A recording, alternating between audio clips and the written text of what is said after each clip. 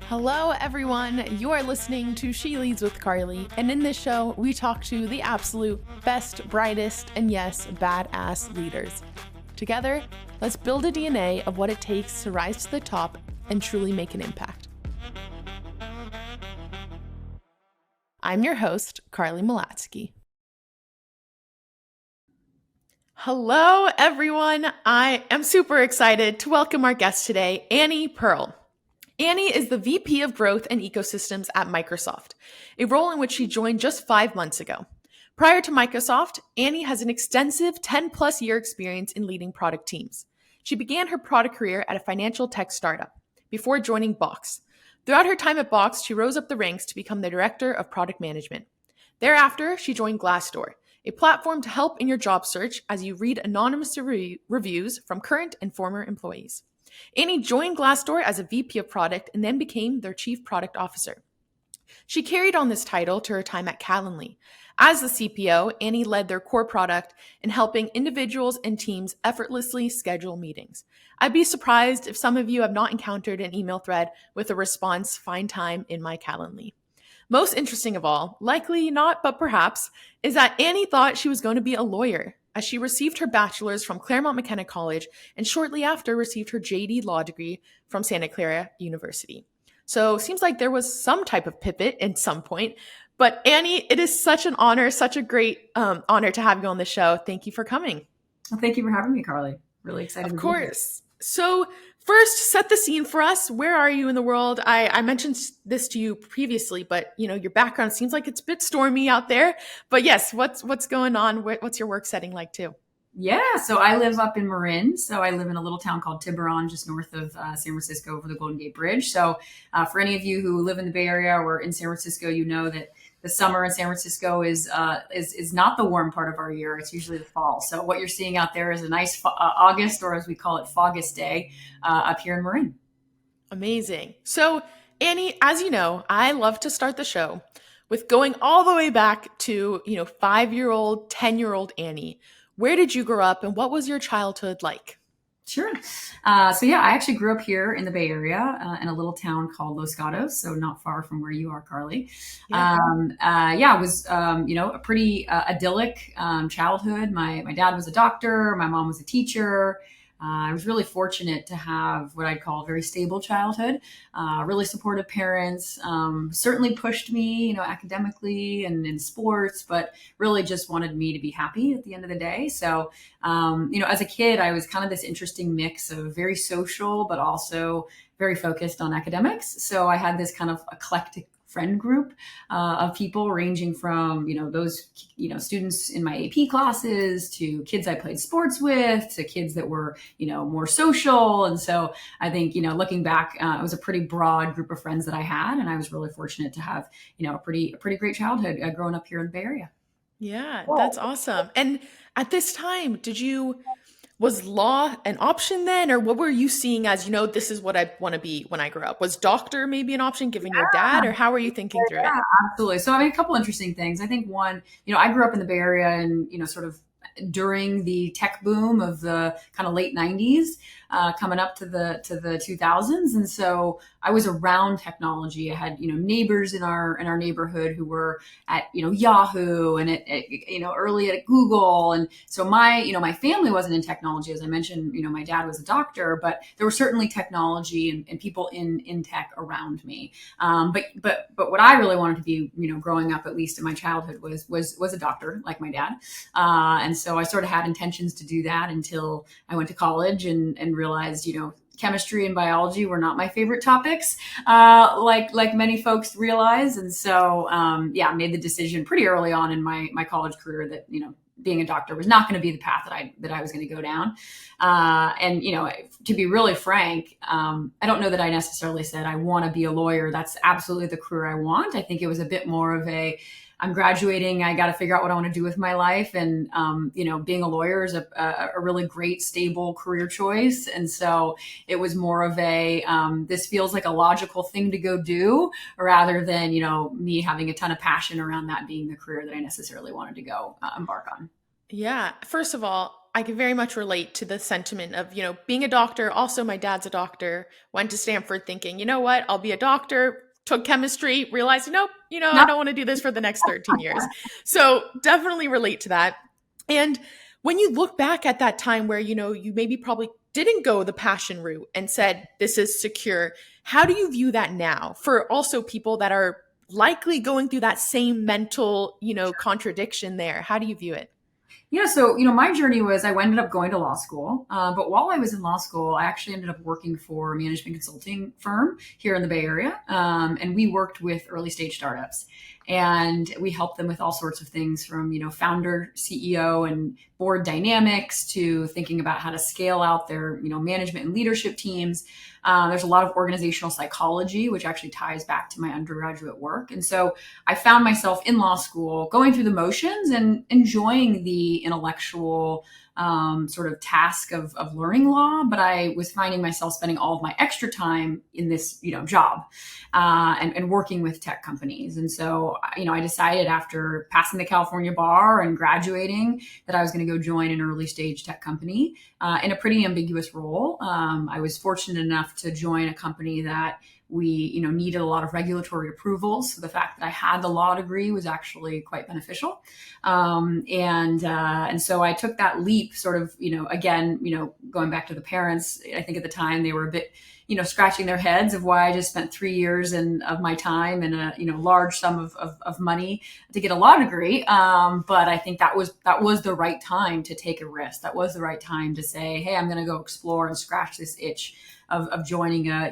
early stage tech company and see see what it's like to really build and see what it's like to really build a company and be in a role to really help grow and scale the organization. So that was kind of my journey from law into kind of joining the early stage tech company. And I think my advice is when you're in those moments, optimizing less for what's the most logical path right in front of you and more for where are you going to be most engaged, where are you going to learn and grow the most, at least in my career, time and time again, has led to better outcomes than maybe what the most logical next choice was in terms of climbing some sort of ladder or progressing your career in the way that others expect you to.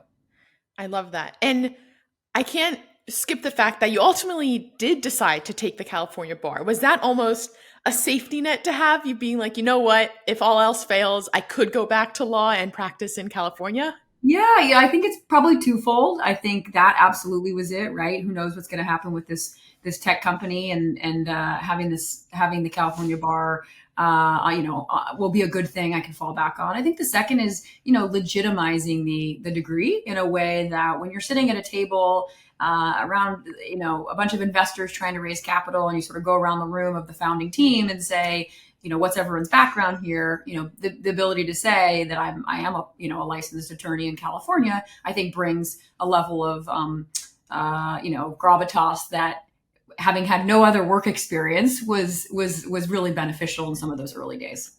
Totally. And building on that, I want to now go to that moment where you're joining a small startup, the riskiest, arguably one of the riskiest career paths to take early on in your career as well. Yeah. And my fascination, and I listened to a podcast that you were on, and you talked about this, how you ended up being in a product role at this startup. Yeah. Beyond just having this law degree, behind you and having that badge, it still ultimately is pretty different than a product role at a fintech startup.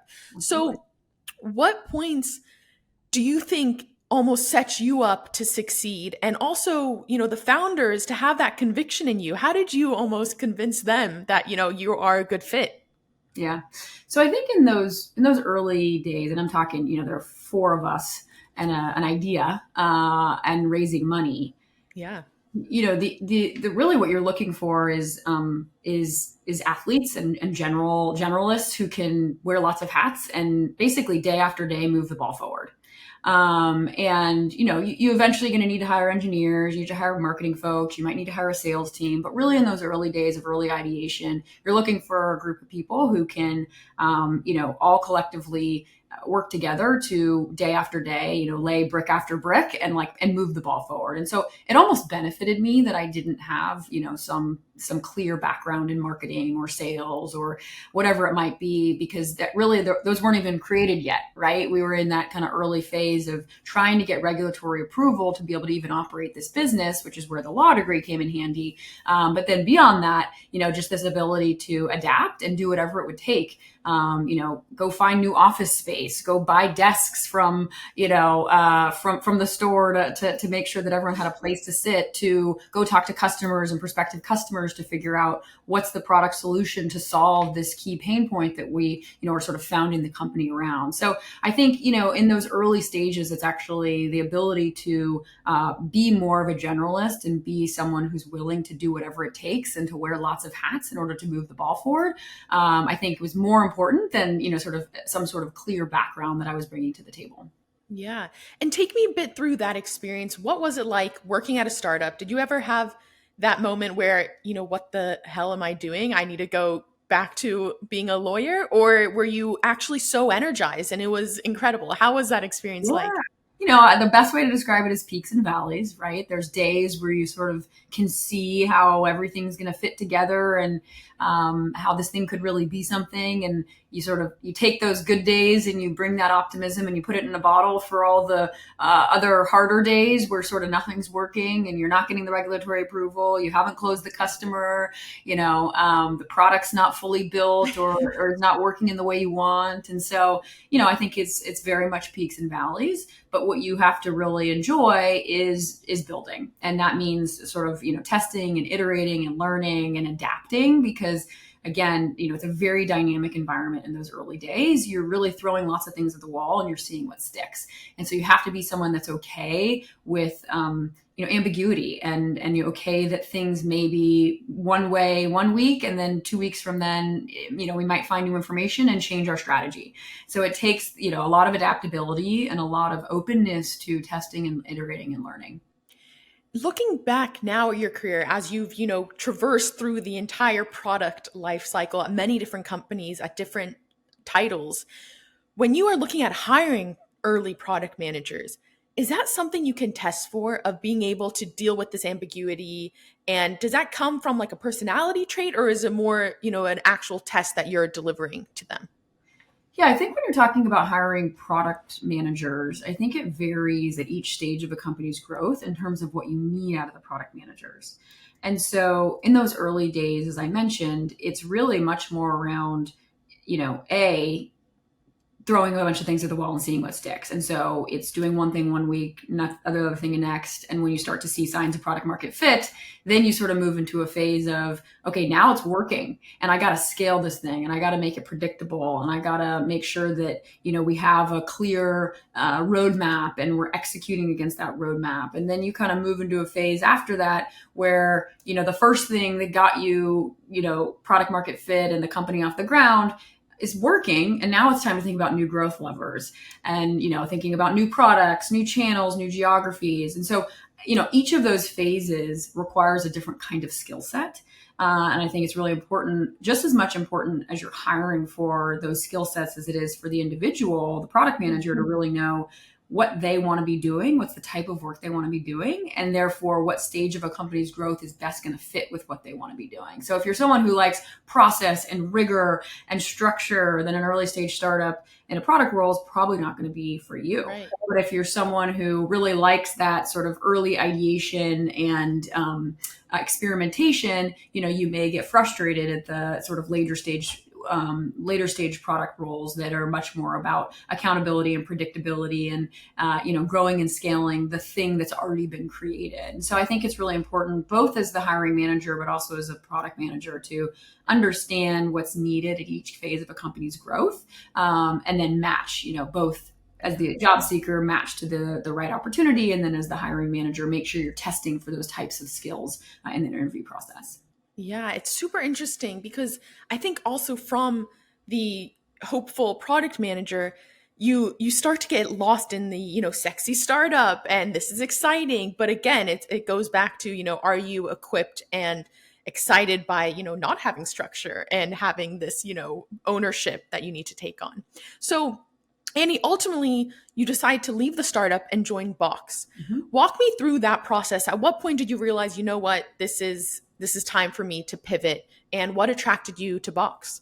Sure. So we spent about 4 years, at the startup, building multiple different products, trying to basically help create a private market for stock, right? So a private company market, private share company market. And we raised several rounds of capital. We built these products. We'd found some early signs of product market fit. We had some customers, we had some revenue, but after several rounds of funding, we all sort of came to the conclusion that, what, we haven't seen that sort of escape velocity when you know it, of, all right, we got something here, it's working. Now let's go raise more money and grow and scale it. And so we ultimately decided not to raise more money and to kind of wind down the startup and kind of all go our separate ways. And so that's when I, explored new opportunities and was fortunate enough to land at Box. And I, joined originally as a product manager on the enterprise product management team at a really interesting time in Box's growth. So, if I think about Expert Financial, it was very much early stage, 0 to 1. How do you get a product off the ground? How do you find product market fit?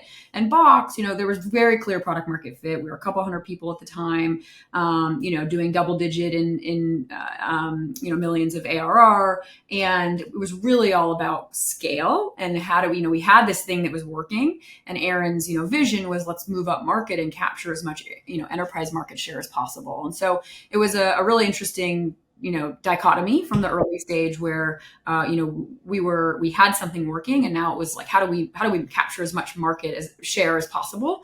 And we'd identify that enterprise was where we really wanted to double down on.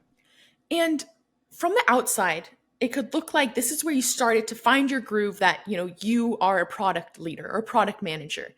Would you agree with that? Was that true? Or were there moments of, you know what, this is still freaking hard and there's a huge learning curve still? Or what was coming natural to you and what was actually a bit of friction?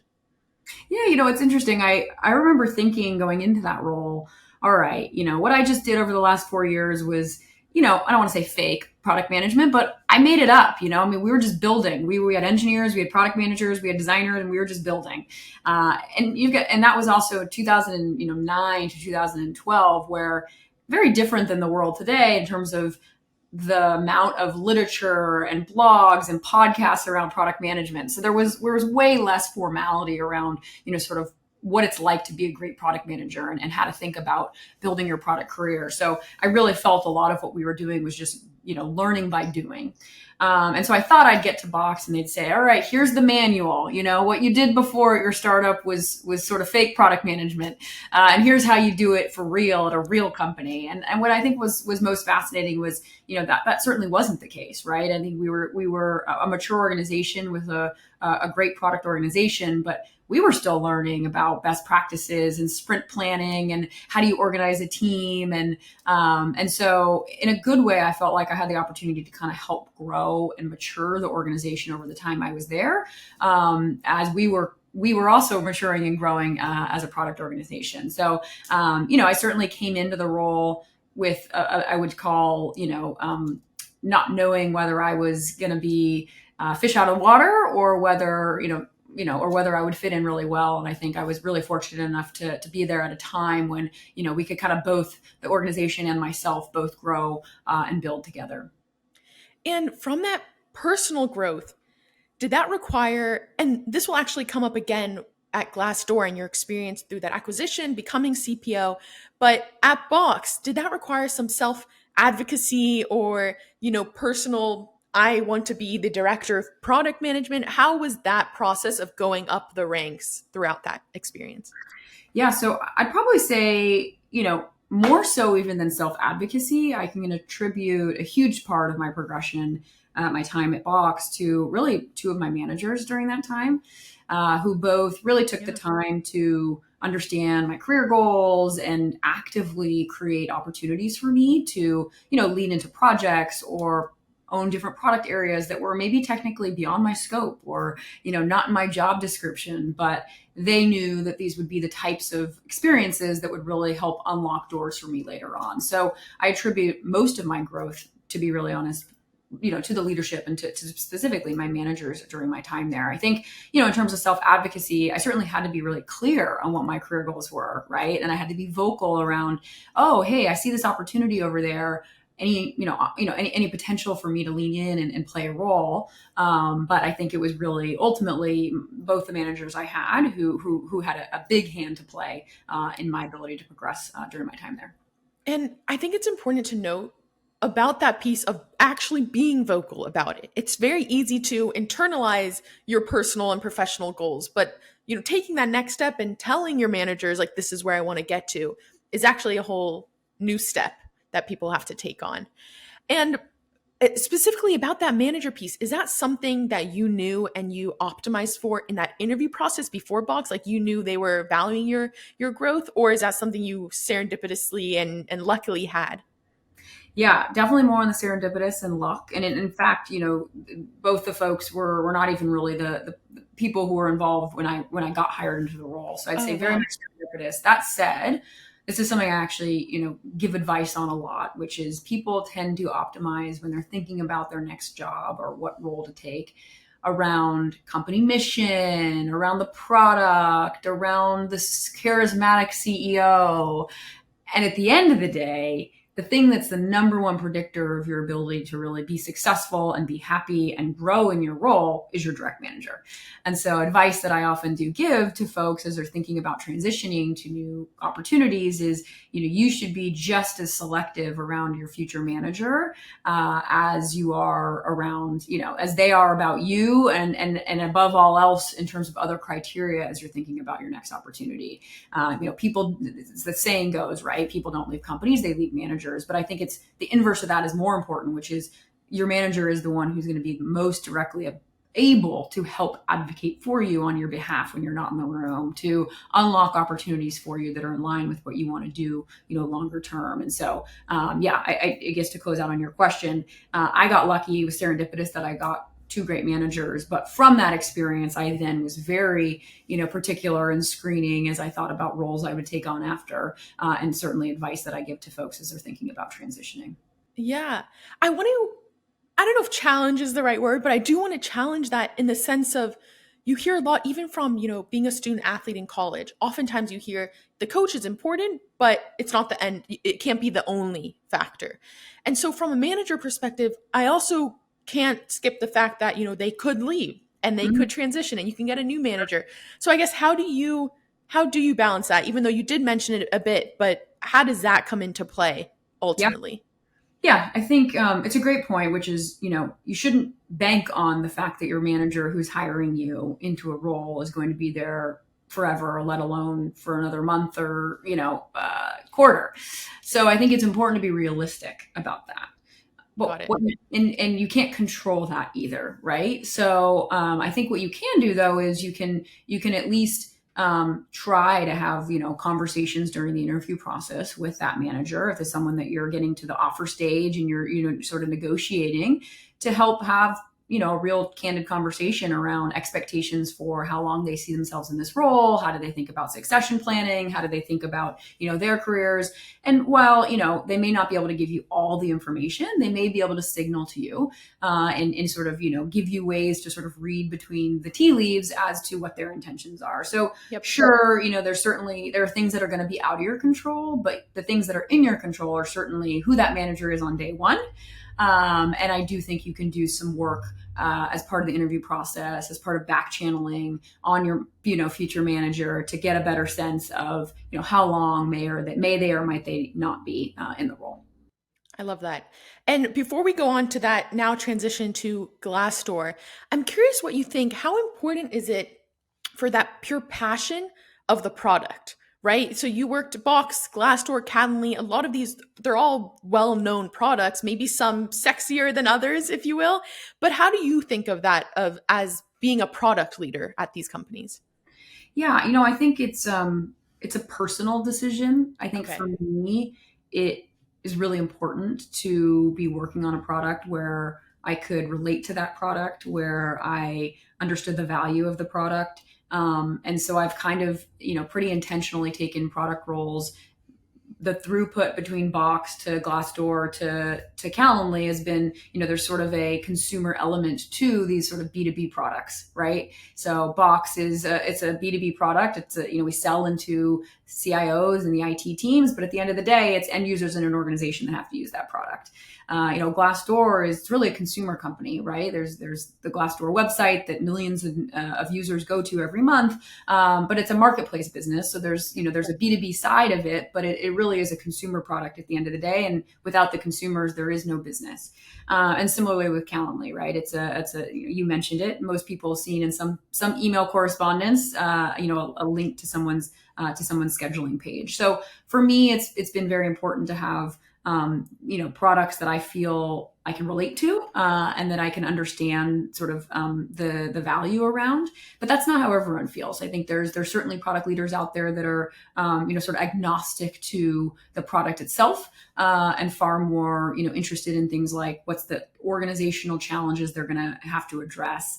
What's the mission of the company? What's the leadership team that they're going to be working with? So I think it's something that pretty much it varies quite a bit in terms of how different product leaders sort of think about their framework for how they're going to evaluate what role to take. But I think for me personally, it's been important to work on products that I can kind of relate to and find value in as a consumer. Amazing. And through that process, you ultimately go to Glassdoor and become the CPO. I'd love to hear that process. And even more so, did you always have, CPO in the back of your mind being like, this is what I want to ultimately get to? Sure. Yeah. So spent 4 amazing years at Box, was, there through a time of rapid growth. We went from several hundred to several thousands of people. We went through an IPO. We went from, single product to multi-product portfolio, and really got to a place after those 4 years where, things were going great. I loved the company. I loved the role. And at the same time, I'd felt like, okay, I've learned so much over the course of these 4 years, right? Going back to our conversation of coming in as a PM, saying, where's the handbook for how to do product management, to, having the ability to lead product teams. And so what I really wanted to do was go back to a bit of an earlier stage company and kind of do it all over again, and do it from a place of, senior leadership. And so Glassdoor was this really unique opportunity where, as I mentioned, they're really a consumer business, but they're also a marketplace. And so it's both, driving end users and job seekers to the Glassdoor website, and then, basically building monetizable products to sell to employers like job advertising and display advertising, that, allow Glassdoor to sort of be this connector between the job seeker and the employer. So as I was kind of thinking about that, there were, it was going to expose me to a new type of business. It was in my wheelhouse because I was leading B2B product, but there was this bigger ecosystem at play because it was this marketplace with a consumer aspect. So I knew I'd be able to learn and learn from the dynamics of this very different type of business. And then also, that it was the type of company that was growing and scaling fast, similar to where, sort of the Box journey. And so I knew that joining at that time would likely lead to additional opportunities over time at the company, because it was just growing so fast that usually what happens is, leaders need to take on more and more in order to be able to keep up with the pace. Amazing. And so ultimately Glassdoor gets acquired, and there was almost that, middle ground of who will be CPO, if I understand correctly. But walk me through that process where you ultimately got the chance to be CPO. What was going through your mind once you had this opportunity? Yeah, sure. So I was there for about 18 months, and in the role leading B2B product. And then we got acquired, and our CPO at the time left, and so I got the opportunity to take over and lead all product and design. So they decided when she decided to leave, our CEO decided, as opposed to going to hire externally, we're going to promote within, and promote me into that role. So I was certainly not something I was expecting, but of course was very excited about the opportunity. And again, just to go back to, for me, learning and growing is just like at the core of every role I take. And so more so than the title of CPO, I was much more interested in, wow, all of a sudden I get to really learn and immerse myself in both sides of this marketplace, and really think about the dynamics of how do you grow, users and traffic and engagement to, Glassdoor.com, and then how does that feed into the monetizable products that we want to build and sell to employers. So I was very excited, very humbled, very, felt very unfortunate to get the role, but I guess the title to me was a little bit less of the big thing. And it was more, I get to really own this whole machine, and that will just, force me to learn and grow in new ways. And I talk about imposter syndrome, right, a lot on this podcast. And I want to know, maybe, my guess is that that was a moment where imposter syndrome could come up, right? Being the CPO, the leader of product for the entire company. Is that true, or what? Did you ever have a sense of imposter syndrome? And if so, how did that manifest? Yeah, I think, I was fortunate because I grew up at the company, right? I got promoted Right. from within, into the role. And so I had the benefit of 2 years of, building relationships, of impact I've delivered to the company, and really trust, right, at the executive team level. And so, I don't know that I would say I had imposter syndrome, because I had this sort of I was coming from a place of knowing. I knew how the business Yeah. worked. I knew the challenges of the product. Now, that said, I think the biggest transition for me really was going from, okay, I'm a functional leader, to I'm now a member of the executive team. And that is, your job goes from, I got to make this part of the company successful, to I got to think about this whole business, right? And I need to think about company strategy, and I need to think about, how does this team most effectively operate together and collaborate together to drive the best outcomes for the whole organization. So that transition was certainly real. And there were probably pieces of that, I would say, where I had imposter syndrome, right? All of a sudden I'm expected to have opinions about our strategy around, HR, or strategy around global expansion, or, and so that probably is where maybe more of the, I've never been in a position to have, have to be having an opinion about these things. And now that's expected of me in this role. And how did you navigate through that? Was that, doing some work on the side after work, research, talking to people? How did you really navigate to feel confident on that executive piece and the strategy piece?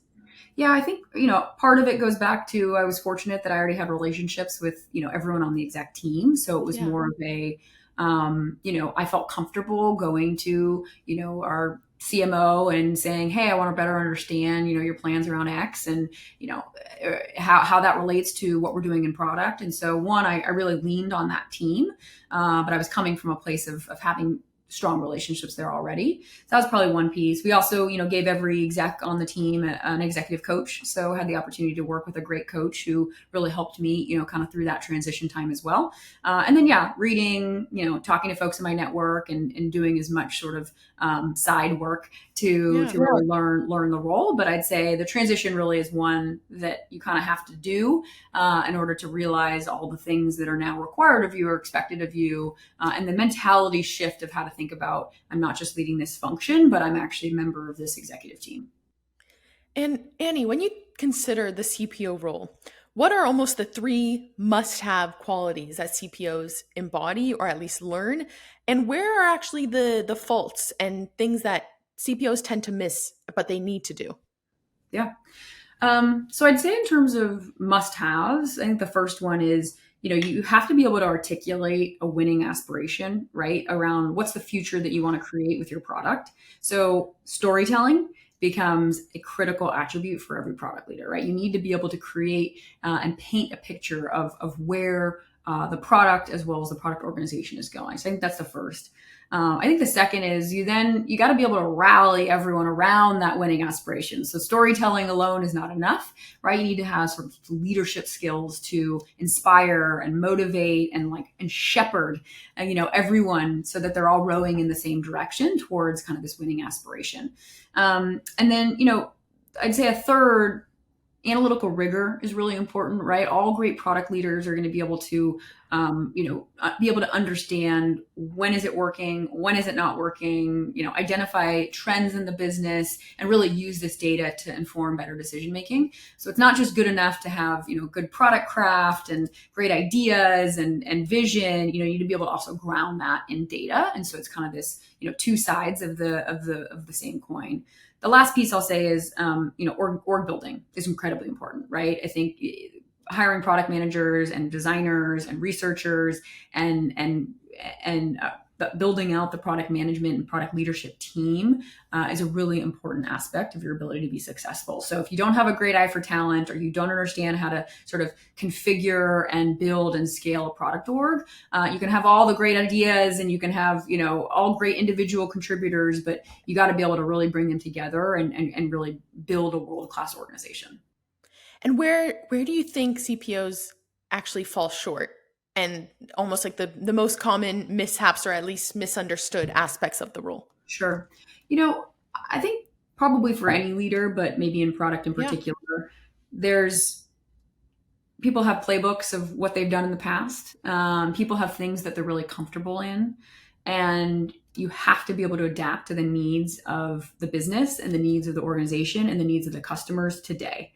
And so if you're, a leader, and this is leaders or CPOs who are better in peacetime versus wartime, and you join an organization as a chief product officer during wartime, those playbooks for peacetime are not going to work, right? And I think people who struggle, either don't recognize the reality of the situation that they're in, and therefore don't sort of tweak their leadership style or what they focus on in order to adapt to the realities of the situation. So, and that's everything from, I worked at a consumer business and now I'm in a B2B business. Well, I'm probably going to need to adjust the way I think about product strategy, right? Or,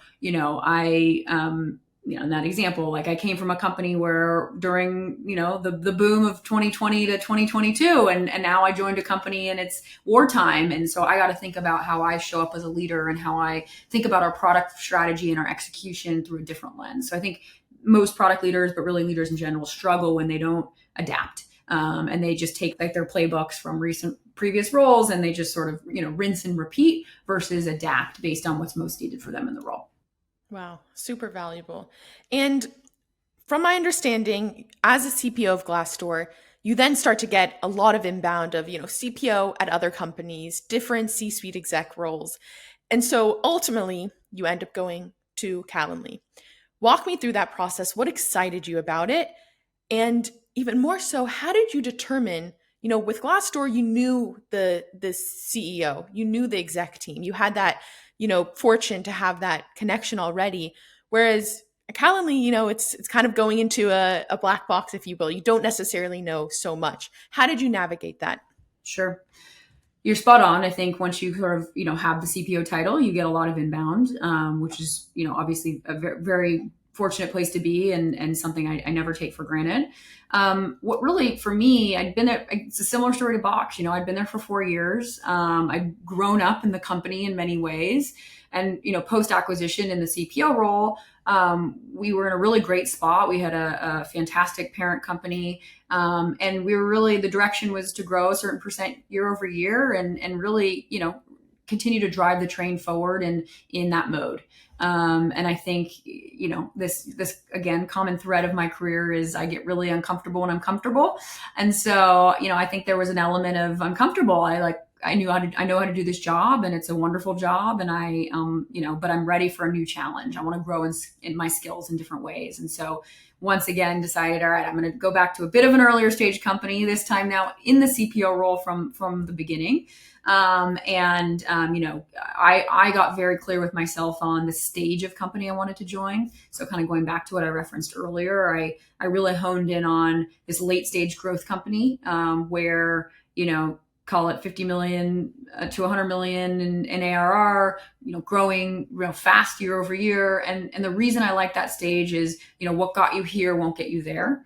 And usually the challenges that come in that late stage growth company role are, you got to find new growth levers, right? You're either moving up market, you're building new products, you're, you're activating new channels, you're growing internationally. And so I like the challenges and problems that come during that phase of growth. So that was how, just sort of what the impetus behind even looking was just me really saying, all right, I'm ready to go back to it. I've been a early stage company, do this kind of all over again, and do it from the helm from the beginning. And then, was fortunate enough to find the Calendly opportunity, which is a beloved product. And it was, going through a time of rapid growth. And actually, just touching on that piece where I love that you mentioned you start to get uncomfortable when you're too comfortable. And there's a lot of tremendous value in that, but it's very easy to stay comfortable and to just go through the motions. Do you have almost active tools or mindset that you have to say, okay, Annie, am I getting too comfortable? Do I need to move on? Or how does that actually come to fruition for you? Yeah, I think it's a bit more innate, right? Like I find myself um, getting to a place where I know how to do my job, where there's, I'll look at a week and go, everything here I've done before, and that's all good. Right. But where's the thing that, ooh, I've never done a problem like that, or I've never worked with a team like that, or I've never led or managed a function like that. And so I can tell when I'm getting to a place of sort of like sustainability in terms of my own personal growth and learning and challenge. And that's where I start to get sort of uncomfortable. So it's more around, when I find myself going through, some time period where I've done the work before, and I'm not finding myself learning new things. And that's where I know it's sort of, all right, I need to have a conversation first with my manager to say, hey, are there other opportunities here at the company? Are there ways to grow my scope? Are there ways to, put me on a project to help kind of ignite that? So the first step is not go find another job. I think the first is, have conversations internally to figure out how to continue to learn and grow in my, in an existing role. And then, ultimately look externally if that's, if there's no opportunities there. No, that's great. That's super valuable. And then at Calendly, what was almost the unexpected things that happened? What was the most challenging aspect of going into a CPO role at a new company? Yeah, I think there's a lot of differences between my CPO role at Glassdoor and Calendly that I think I knew, but I don't know that I don't know that I fully articulated before. You're like, oh, I'm already a CPO, and now I'm going to a CPO role, and those things will probably be relatively equal. But the reality is, I already touched on the fact that I came in, I was already at the company for a while when I got into the CPO role at Glassdoor. So I was kind of coming from a place of reputation and trust. And then when I came to Calendly, I was brand new. So there was a lot more of a longer ramp time to both learn the product, learn the business, but also to build that trust with the executive team, with my CEO. So I think that was the first, was just this difference between having gone into the role with a reputation already built versus the first 6, 9, 12 months are going to be me establishing myself in this company. So I think that was the first. I think the second is they're actually quite different businesses, right? Or there's a lot of differences between the companies. So Glassdoor, again, we talked about, was a marketplace business, right? There's consumer, there's B2B. Calendly, which was really pure kind of B2B SaaS. We had Glassdoor go to market we had a large sales team and a direct selling motion. Calendly is all PLG. Glassdoor, at the time when I left, we were mature kind of product and organization, kind of more in that, stable mode. And then Calendly was in much more of a build mode. And so, I lay those out to say, there were very different challenges. I had to flex very different muscles as I transitioned from Glassdoor to Calendly. And I think if I had tried to just rinse and repeat a little bit of what we talked about earlier, Yeah. the same playbooks, I probably wouldn't have, set myself up for success, because the challenges and the realities of the business were very different than the one I had just come from. And ultimately, you spent a little over 2 years at Calendly. And as you were thinking of your next role, I have to ask, right? You started at a startup, saw that fail ultimately, and saw the messiness and excitement that comes with a startup. And then you embodied this entire new product track. oftentimes you hear, a product leader is the CEO of a product and the founder of a product in many ways. Did you ever think of yourself as a founder and say, you know what, I'm going to go from 0 to 1 and start my own thing? It's a great question. I think my experience at sort of as part of the founding team at Expert, in a Right. good way, taught me how you know how much you have to have tremendous passion and um, sort of commitment to the early stage startup. And I've yet to find an idea, for example, or a problem space that I feel so passionate about that I want to go start my own thing. So it's always in the back of my mind, but I think I've seen so many startup founders who, start with an idea and, sort of without that passion and without the commitment to the ups and downs and the peaks and valleys, it's a really challenging path. So yeah, so I've thought about it, but I think I have my bar for doing it. I think is actually much higher than it would have been had I not had that experience at Expert. Yeah, I love that. And I think about that a lot at Floodgate, VC fund, we see a lot of founders. Like it is freaking hard to found a company. And, going through the inevitable downfalls and failures, whatever you want to call them, to get through that, you need that strong passion. So I think what you said, that resonates with me so much. I love that. And ultimately, you are now at Microsoft. You're 5 months in, fairly new role. Tell me a little bit about that and what's excited you about it. Sure. Yeah. So had a great run at Calendly, and as we've kind of touched on, it was a pretty big build. I Right. inherited a small team. I think it was maybe about 10 people. Grew that to about 60 people over 2 years. No product leadership team to a product leadership team. It was a lot of build.